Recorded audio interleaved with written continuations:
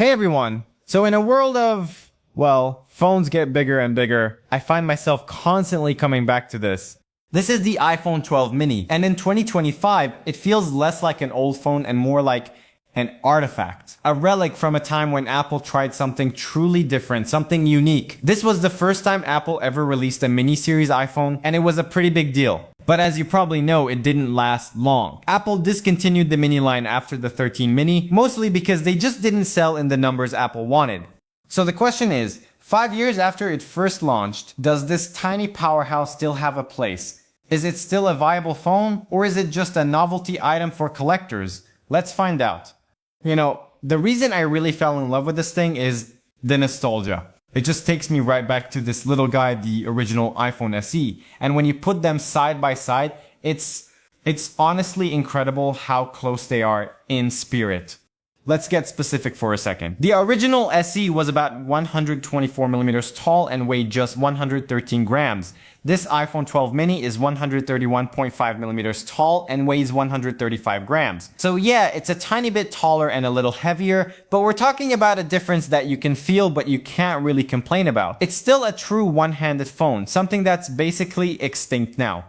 But here's the magic. Where the old SE gave you a 4-inch LCD screen with these huge bezels, the 12 mini gives you a 5.4-inch edge-to-edge Super Retina XDR display. It's an OLED, and the difference is, well, it's night and day. You're getting a 476 pixels per inch pixel density. For comparison, the old SE was at 326 ppi. Text is sharper. Blacks are true black because it's an OLED and the colors just pop. It has a massive contrast ratio and can hit 1200 nits of peak brightness for HDR content. It's a proper high density flagship level screen that's, genuinely comfortable to look at even for hours.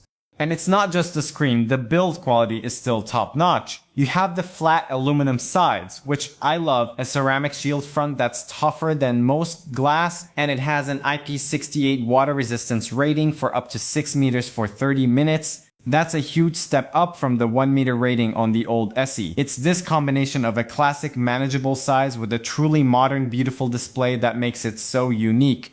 Now, the other part of the mini magic is that Apple didn't skimp on the engine. This phone has the exact same A14 Bionic chip as the regular iPhone 12 and even the 12 Pro and Pro Max models. And in 2025, guys, this thing is still incredibly fast.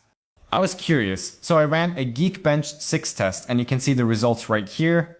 As you can see, the iPhone 12 mini score does not have a significant difference with the iPhone 13 Pro and iPhone 15 Pro. I mean, it does have a difference, but it's not like the new phones are twice as fast in single core performance, which is what you feel most of the time. And that's the key. For what I use this phone for, and to be clear, this isn't my main iPhone, it's my companion iPhone. For scrolling social media, browsing, playing some casual games, it's just flawless. There's no stutter, no lag. The A14 has aged like fine wine. It really proves that for daily use, this phone is indeed very capable in everything I do. And the best part? It's still getting software updates. As of right now, it officially supports iOS 26. I actually did a video on my experience using iOS 26 on this iPhone, which I'll link if you want to check that out. This means you're getting critical security patches and new features for at least a few more years, which is huge for a phone that's technically 5 years old. That software longevity is something you just don't get anywhere else. Okay, let's talk cameras. Is the iPhone 12 mini going to compete with the 2025 flagship that has a massive sensor and a periscope zoom lens? Of course not. But is it still a fantastic camera for daily life? Absolutely. You're working with a dual 12 megapixel system, you have a standard wide lens with a nice bright f1.6 aperture and optical image stabilization, and you have an ultra wide with a 120 degree field of view. For video, it can shoot in 4K at up to 60 FPS and even supports Dolby Vision HDR, which honestly still looks amazing today. But the specs don't tell the whole story. There's a certain look to the photos from this phone. Thanks to its processing like Smart HDR3, the images are vibrant, sharp, and just really pleasing. I've actually seen some people on forums say they prefer the look of the 12's photos to some of the newer, sometimes oversaturated iPhones. It has that classic, reliable iPhone look that just works. where it shows its ages in really challenging low light. Newer phones with bigger sensors are just gonna pull in more light and produce a cleaner image. And you don't have a dedicated telephoto lens, so all your zooming is digital, which means you lose quality pretty fast. But for the 90% of photos you take in decent light, it's an absolute champ. The front camera is also a solid 12 megapixels and shoots 4K video, so your selfies and FaceTime calls are still great. Alright, now we need to talk about the downside. I mean, the one big compromise you make for this incredible size, and that is the battery. My only real complaint with this phone is the battery life. It's not very good. On this unit, which has 86% battery health, I can reliably get about 4 hours of screen on time from a full 100% charge. For my casual use, that's it.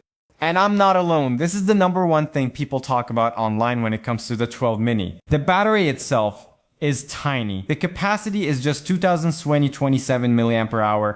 For a very light user, you might make it through the day, but for anyone else, you'll be reaching for a charger or a MagSafe battery pack by mid-afternoon. But here's how I think about it, and how Apple probably thought about it. This is the price of admission. It's just reasonable. You can't have a phone this small and light without a smaller battery. It's not a flaw in the design. It's a fundamental trade-off. Apple just couldn't do much more given the physics of it all, and that reality is what really defines who this phone is for in 2025. So let's bring it all together. The iPhone 12 mini in 2025. It has a timeless, truly pocketable design. It has a beautiful modern OLED screen. It has performance that is still frankly fantastic for everyday use. And it has a charming and capable camera system. But it has a battery that demands compromises. So should you buy it? Like I said, this iPhone 12 mini is not my main iPhone. This is just my companion iPhone. It's the phone I grab when I want to do a lot of things but want something light and small but still powerful. It's for when I want to scroll social media, play casual games, or just browse the web. It's perfect for the digital minimalist, the person with smaller hands who's been completely ignored by the market for years, or someone who just wants a great second phone to stay in the Apple ecosystem. If you're looking for one phone to do everything and last all day from morning to night, this probably isn't it. You might be better off looking for an iPhone 13 mini for its slightly better battery, or just a newer, larger iPhone. But if you identify with that companion phone idea, if you miss the feeling of a phone that truly comfortably fits in your hand, then the iPhone 12 mini isn't just worth it. It's special. It's a unique piece of Apple history that, in my opinion, still absolutely shines. But that's just my take. What do you guys think? Is there still a place for the Mini in 2025, or is it just a fond memory? Let me know down in the comments. I'm really curious to hear your thoughts. As always, thanks so much for watching, and I'll catch you in the next one.